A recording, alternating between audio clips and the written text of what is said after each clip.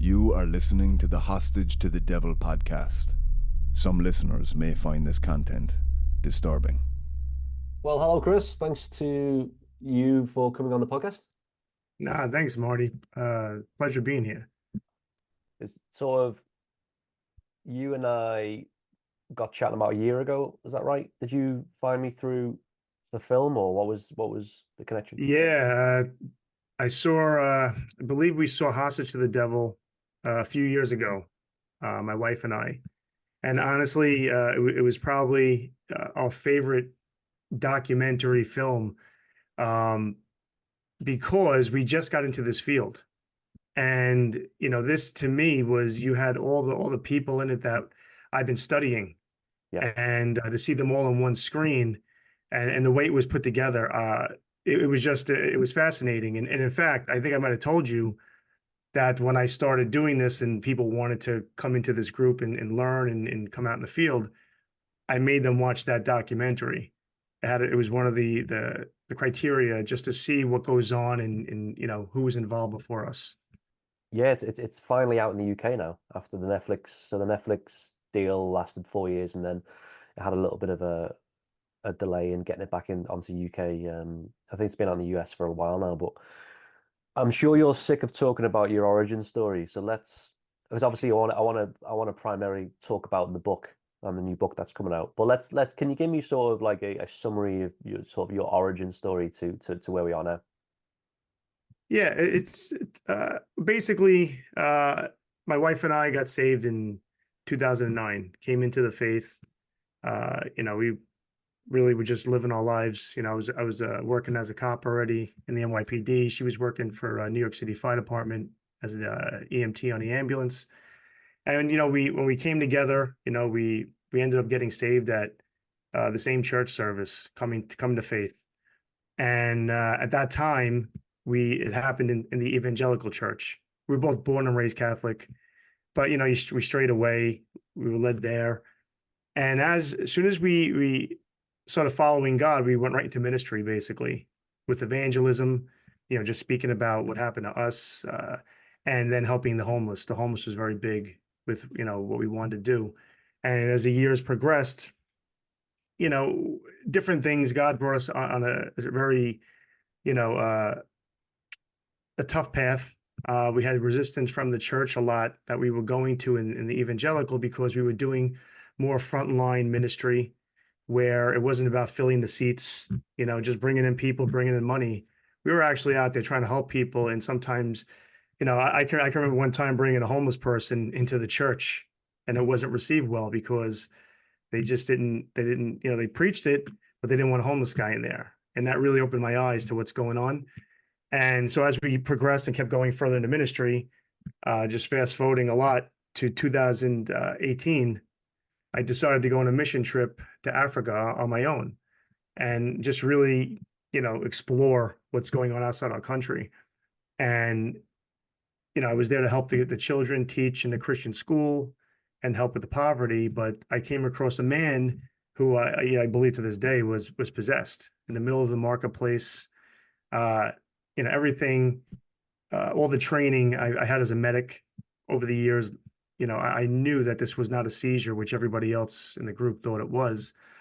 And something happened. I just saw it through the eyes. And, it was the same kind of experience I had years earlier on patrol, midnight patrol, seeing these people, this kind of hatred through the eyes.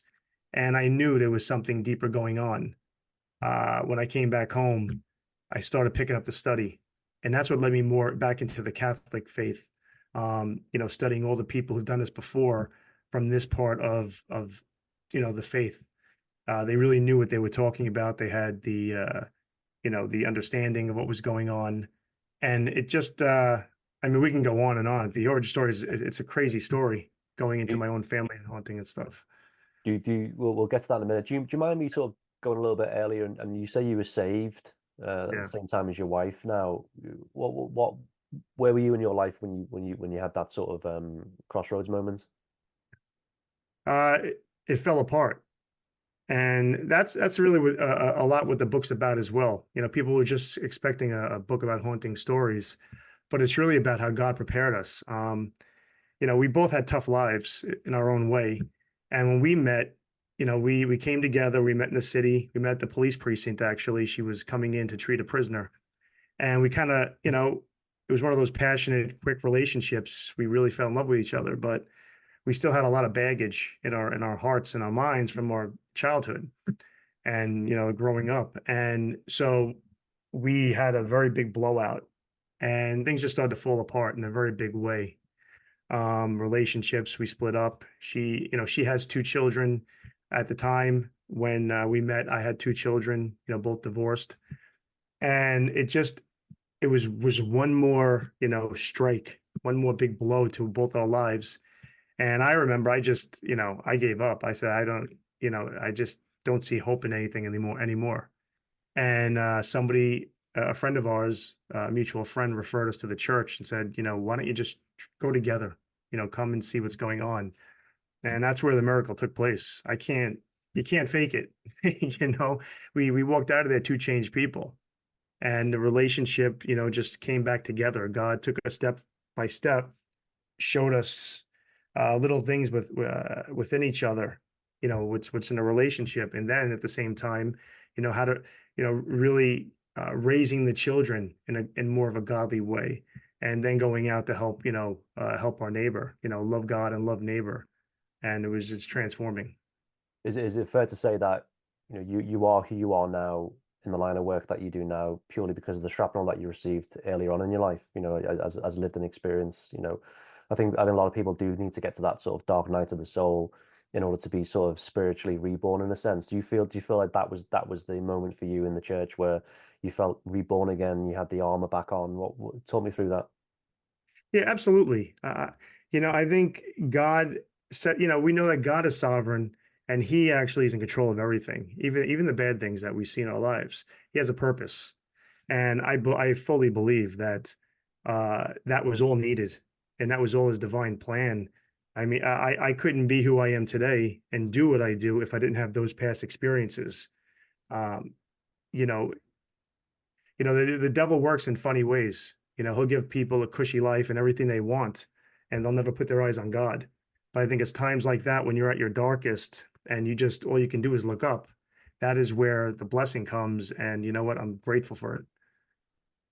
Everyone remembers their first case, so can you talk me through your first case? Well, see, that's an interesting one because the first case I would say was one I wasn't looking for. I wasn't even prepared. And that was the trip after Africa when I was just studying. And I kind of saw that things were starting to get a little heavy around the house. There was activity starting to happen. And I said, boy, this is what they say. If you want to step into this realm, be ready. So I kind of took a step back. I remember talking with my good friend who's a pastor in one of the churches, and I said, I'm going to take a little break. We were going on a family trip to Florida, and that was about a month later. And what's interesting is I wasn't, you could say when people are focused on something a lot, they're thinking about it, and they dream about it. I really wasn't at this time. I was going back into the homeless ministry. I had a dream that something was going to happen in some hotel room. And it's very detailed. It's in the book. It's very detailed, but I was being attacked by a demon and a lot happened. And I remember telling Harmony, this was the night before we were leaving for Florida, actually. And she laughed and she goes, you better bring your holy water. So I threw it in a bag. I said, you're right. So when we get to this hotel, a beautiful resort in Orlando, we were taking one of my daughters for her sweet 16. She wanted to go away instead of a party. These kids, it's amazing. They want these big lavish things. So we go to this nice resort, and the room that the girls are in, the adjoining room for the first 2 nights is haunted without a doubt. They're experiencing crazy activity. They wake up one morning and there's a huge handprint on a wall with 4 fingers. And, I went into it, I investigated, I questioned the heck out of them. And, it was legit as far as they were concerned. And then the next night, one of the girls hears banging as they're sleeping, and she can look across the room in the mirror and she sees a dark figure slamming the bathroom door. All the lights are off except the bathroom, and it's a sliding smoked glass window. And she sees a black figure and she thinks it's one of the girls, maybe stuck. She goes to get up and she looks over and sees all the girls sleeping. So she panics, wakes up the other girl. They start screaming. My wife goes running in. I look at everything and we figure out there's something going on. Now the girls don't want to stay in that room anymore. So now now I'm really looking at it. I'm taking pictures. I'm going in there. I'm looking around, and I can't believe what's going on. I want to go on a nice vacation, and this is the last thing I'm thinking is going to happen. I couldn't believe it. So, long story short, I'm sitting downstairs about midnight the next night. The girls are going for a swim, and they come over. They see me sitting there, and I'm just relaxing, Harmony sleeping, and they said, "We're not sleeping in that room. We're going to sleep on your floor. We're not going in there." And they're FaceTiming the parents who I know. One of them's a NYPD detective, and it's embarrassing. They're joking, what am I going to say? So I make a decision. The girls go to the pool. I text my daughter. I said, "Don't come up to the room." I said, "I'm going to go up and do a blessing." Obviously this goes against a lot what we're trained and taught about, but what are you going to do in that situation? And, I've been in the field, the streets for a very long time, being a medic, being a cop, doing evangelism ministry at that time for 12, 13 years. So I go up and I actually go up and do a blessing. I go through the Catholic faith. I do a Catholic blessing and nothing happens. There's no crazy Hollywood activity. There's nothing happening. And, for the next 2 nights, 3 nights, nothing happened. The girls actually slept in a room, no activity, and everything calmed down. When I came home, I kind of let it go. I said, we talked about it, but I'm going through the family film, the reel, and I find that I took a picture in their room by accident. I don't know when I took it at that point, and it showed a spirit on the film, clear as day. I go show it to a few people who know a lot more than I do, and they said, "This is bad." So I said, "Holy cow." So I called the hotel, and this was a big thing because how do you call what are you going to say? And I kind of, they were kind of giving me the runaround. And I said, "Listen, I'm not looking for a free trip here. I'm telling you, this is what's going on. I caught this in here. This is what happened to the girls." And the other part of the story is the maid stopped coming by the room. So they would bring sheets and water to our room, but it would never go into the girls' room. So I let them know. I had a meeting with the director of operations of this big hotel. It's a very big chain. And at the end of it, she believed me, and they end up shutting the room down to guests. So I knew something was going on there. After that happened, I made the decision, and a lot happened within that. I started interviewing my wife, all the girls on their own, just like you would, at the precinct. And I started building a case file. Next thing I know, the case file is like this high. And I said, I feel like, I'm being called into this. I really am getting an understanding of what's happening. And that's where it took off because word of mouth went through the precinct. At that point, I started going to police officers' homes, and that's how that started. That was the first real case, I would say. We can't really talk about NYPD and demonology without bringing up the main man himself, Mr. Ralph Sarchi. So Yeah. are your timelines different in the sense that had he left the precinct before you, or where's Ralph's timeline compared to yours at the moment? Yeah, he left I would maybe 10 years before me, maybe a little more. Yeah, and he was, he's the first name that comes up when you jump into this field, especially me being a cop. So he was somebody I looked up to. I took 1 or 2 of his classes that he would do online. I read his book, things like that I can do. So to me, I still do. I have tons of respect for him. I know what he's done and, who he's learned from, so, yeah, he to me is the person I wanted to model myself when I got into this after his attitude, just the way he went about it. It was very, my wife too, we were very, lucky and blessed to see him. Yeah, I'll be grateful forever for what he brought to the project, the hostage project, and Yeah, the footage he brought, and the access, and the stories he brought. I'll forever be grateful to Ralph for how he contributed to the film. It wouldn't be what it is now without Ralph's input and his sources. yeah, he has a presence. He has a presence. When he talks, you can see it. Yeah. He's there's, there's this thing you can see right away. He's very genuine. So what Ralph says, he means, and he believes. There's no nonsense with him. And that's something, I take that very serious when I talk to anybody, because I'm a skeptic, just being a police officer, I think. And seeing that right away, no matter what anybody else would tell me, that's where the line I would want to follow, because I know he knows what he's talking about. And how Yeah. did the precinct how did they respond to your sort of change in trajectory in regards to your path and your line of work into demonology? How were you received? It's interesting because it was mixed. Uh, Mixed saying is some people would mock it. Cops have a very crazy sense of humor, and you'd expect it, and I would have to laugh at it. But other ones would take it serious, and I would have a lot of people coming up to me saying, I believe this. I've seen this. Most people, even if the mockers, the public people who make fun of you, they've all had experience. And when you get them alone, they will tell you, you know what, I make fun of you, but I believe this.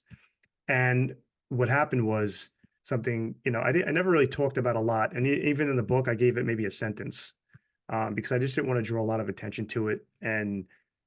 But there was an incident that happened in the precinct a couple of years later, I would say, maybe a year and a half later, where something happened with two cops up in the bunk room. And, they came and got me. It turned into a big thing. And it got around the precinct. And the higher ups actually brought me in on an overnight to go bless the precinct. I never spoke about it. I didn't say much, but it got around. And what's interesting is, so I would say the next week, when I remember this was pretty funny, that one of the cops who was publicly making fun of this the whole time, and he was doing it in front of, the groups of people. And I said to him, I said, listen, you're going to keep making fun until, you need me one night. And no joke, a week later, a cop calls me over and says, listen, go talk to him. And I said, why? Just go talk to him. And he was loud in front of everybody. He goes, I believe you. He goes, I believe you now. And I said, what happened? He goes, I was in my room last night.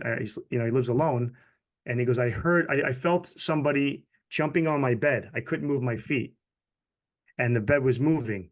And when I got up, he cleared the house, like a cop would. He thought there was an intruder. He goes, I don't see anything. I go back to bed. And 2 minutes later, all the bottles I had stored on top of my refrigerator come smashing down in the kitchen. And he wanted me to do a whole blessing. And we talked about what happened. But, when that happened, everybody was very cautious. And even the other cops who, would go up to other people and say, listen, you shouldn't make fun of this. This is no joke. Now, what happened is with that precinct, somebody leaked it to the Daily News in 2021, I think it was. It was a year later. And when that came out, I didn't even do any interview in that article. When that came out, everybody knew about it. Everybody. It was the whole the whole department and everybody else.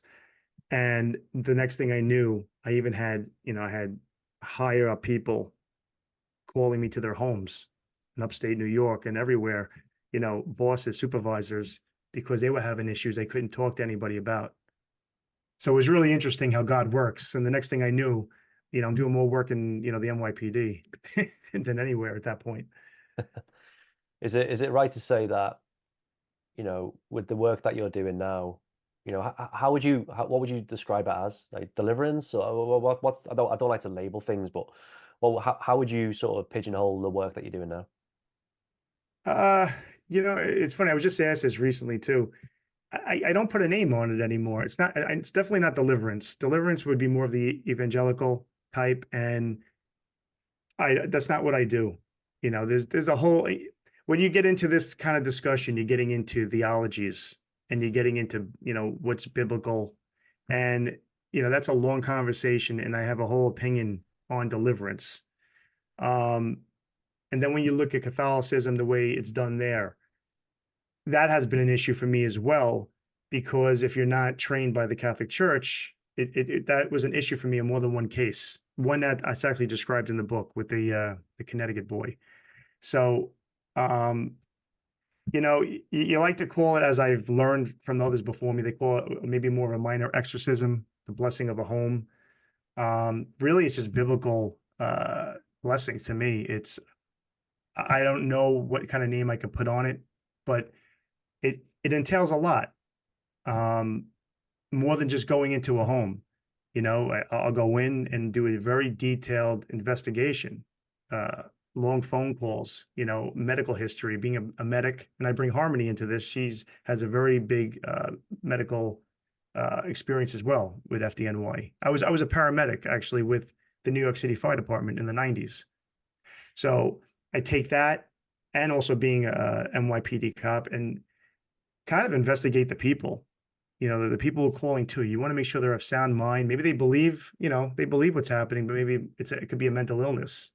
It's a very, you have to be very rational.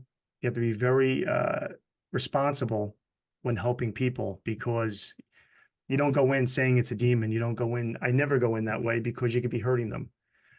So yeah, it's investigation, and then if we deem it's something spiritual happening, then then we go into a kind of blessing that's been laid out for us by the church. It sounds to me very much like, with what your line of work is very much similar to myself, in a sense of, I've had a life before I became a film director, a filmmaker.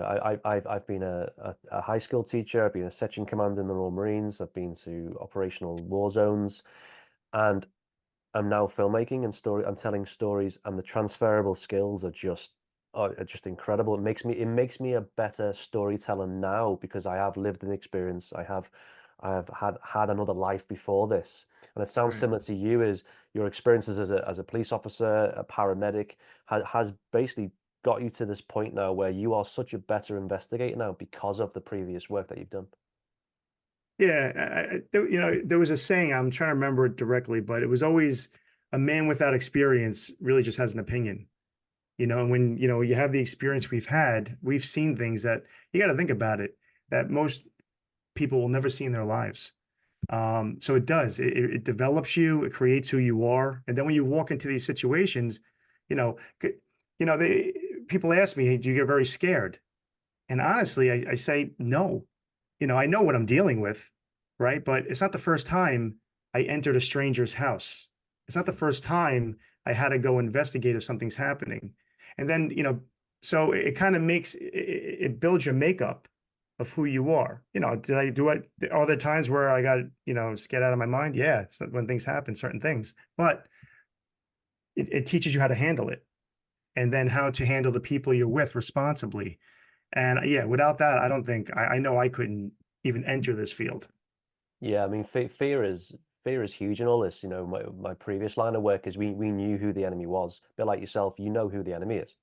So Yeah. you plan to have this encounter one day, and you train hard, and you read and you research, and you again train hard, keep training, and then when it comes to the day of the confrontation, okay, there is fear, because we're all human, but we know exactly what needs to be done, and it's very similar in your line of work as well.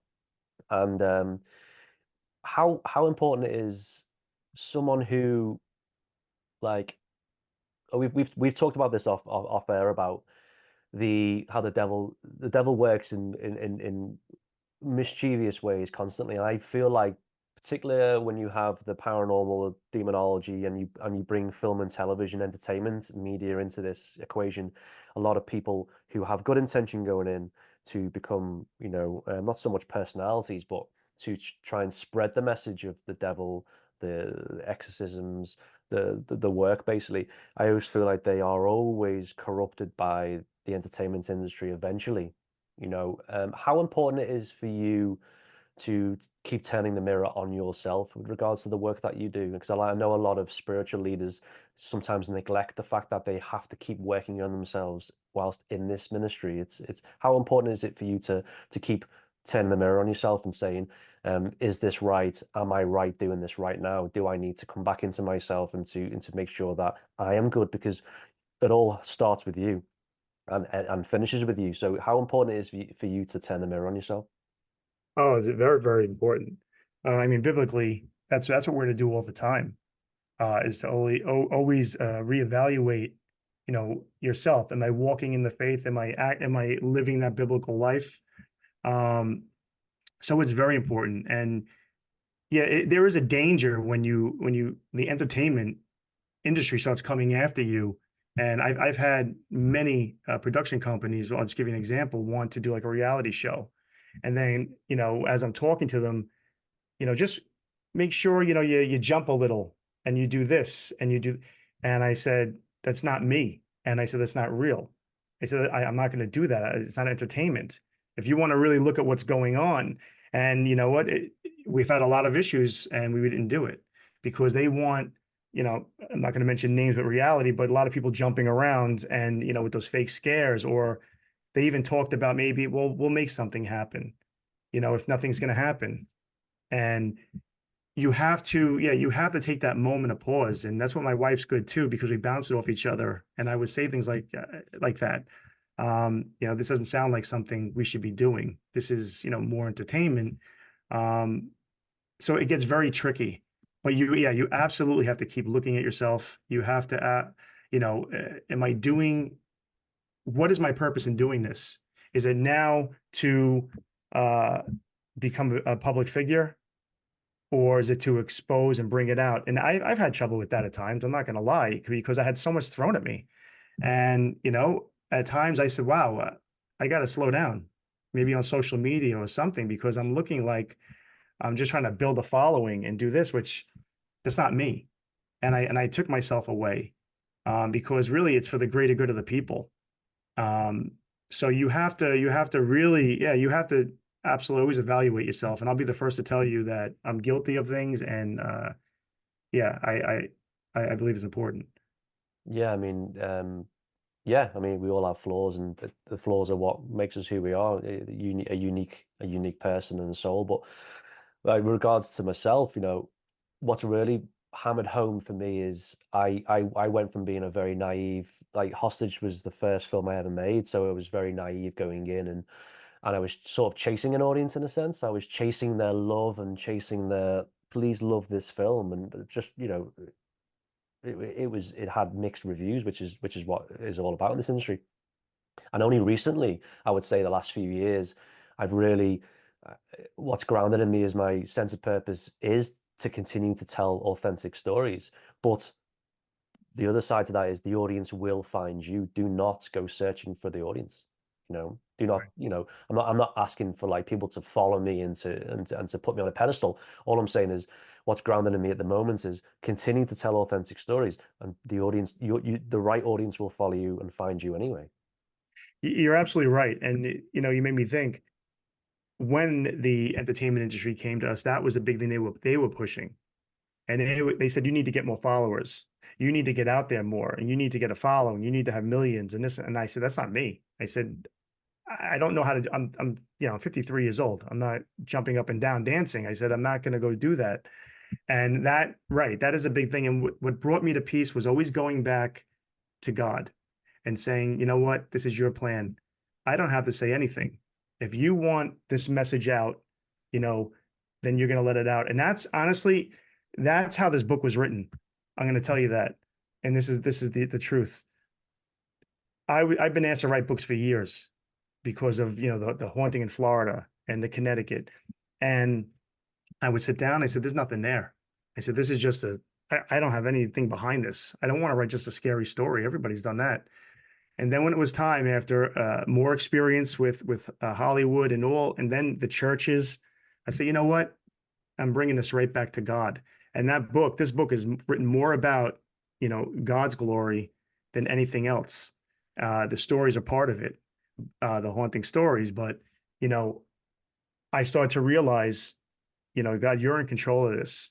And I'm just going to lay it out there the way it is. And if nobody buys the book, and if nobody follows, and nobody has any interest, then that's your plan.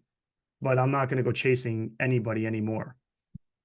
Yeah, You know? perfect. So we seem to be on a mirroring journey right now, Chris. So Yeah. I think, we spoke off air about this, about the industry, and how, I mean, don't get me wrong, it's full of some of the best people you'll ever meet and some of the worst people you'll ever meet.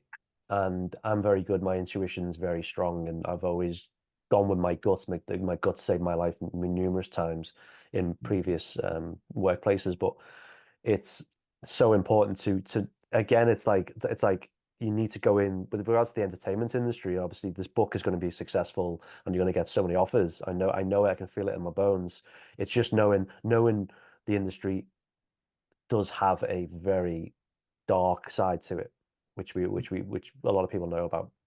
So it's going in with that sort of mindset and that knowledge that makes you a lot more tuned into those meetings where they dangle those golden carrots and they offer you all sorts. But really, you've got to sort of take a breath, you know. Yeah.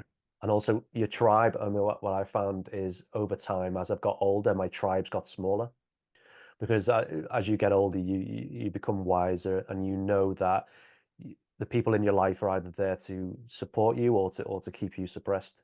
And my tribe now, who I keep very close to me in my personal and professional life, is very small. And that's important, especially for yourself now, stepping into an unknown world of the entertainment industry, that you just need to make sure you've got your tribe, you've got your pillars of strength around you.